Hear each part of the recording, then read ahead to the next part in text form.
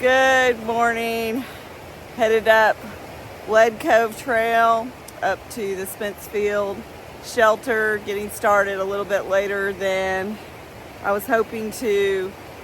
We realized that I didn't have any traction devices at all in the car. I had never put my micro spikes in the car, so we drove home, grabbed some coils, which I think will be better than micro spikes because they weigh a lot less, and I wouldn't feel as badly about getting rid of them at some point by putting them in a hiker box or throwing them away, because the micro spikes are so much more expensive.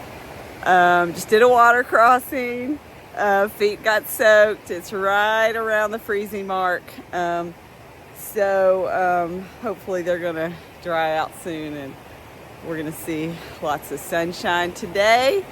Got about 4.7 miles to go to get to Spence Field to start my Smokies AT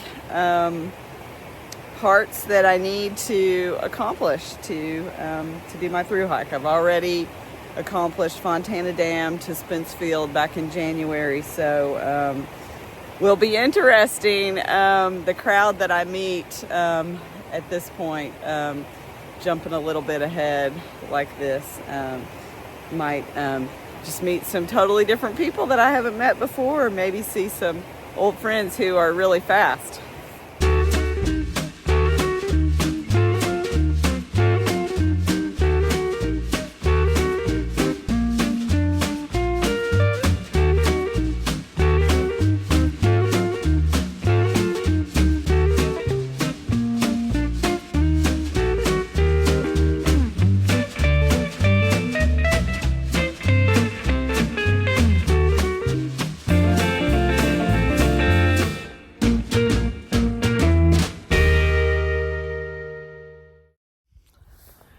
Finally made it back up to Spence Field, and it is cold up here. It's about 4,900 square feet. Let's start that over again. Finally made it back up to Spence Field.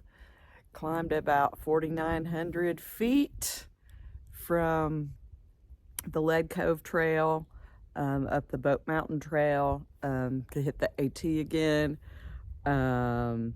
Quite a climb, and boy, is it ever cold up here. Saw quite a few patches of ice and snow as I got closer to the top, and definitely needed to layer back up as I got up here, and just chowed down with some Hudson Bay bread from Kent Turnbull. It was delicious. Can't wait to eat my trail food this time around. I don't always feel that way about trail food, but I have some pretty delectable stuff for this leg of the journey. So maybe more on that later, if I'm right. But I know I'm right about the Hudson Bay bread. It was awesome.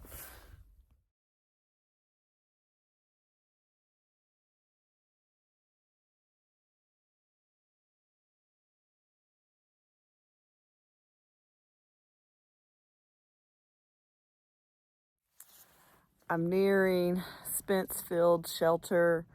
Back in the early 1900s, a man named Horace Kephart moved here from the Midwest, and he wrote all about Southern Appalachia. It's a book. He wrote a book called Our Southern Highlanders, and it's free online.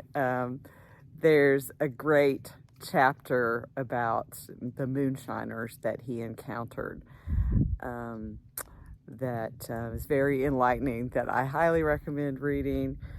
He was known as the scribbler because most of the people that he was around when he was up here were illiterate, and he would sit and listen to them and record what they were saying, their unique accents, and their unique ways of living. So he definitely played a role in educating the American public at that time about this area and the people of this area.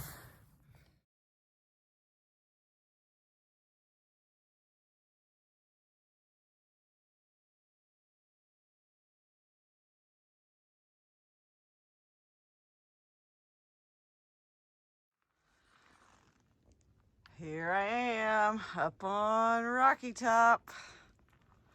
I'm gonna spin all around. There's Montana Lake down there. Spinning all around. So beautiful up here. Rocky Top, you'll always be home sweet home to me. Good old Rocky Top. Woo! Rocky Top, Tennessee. Rocky Top, Tennessee.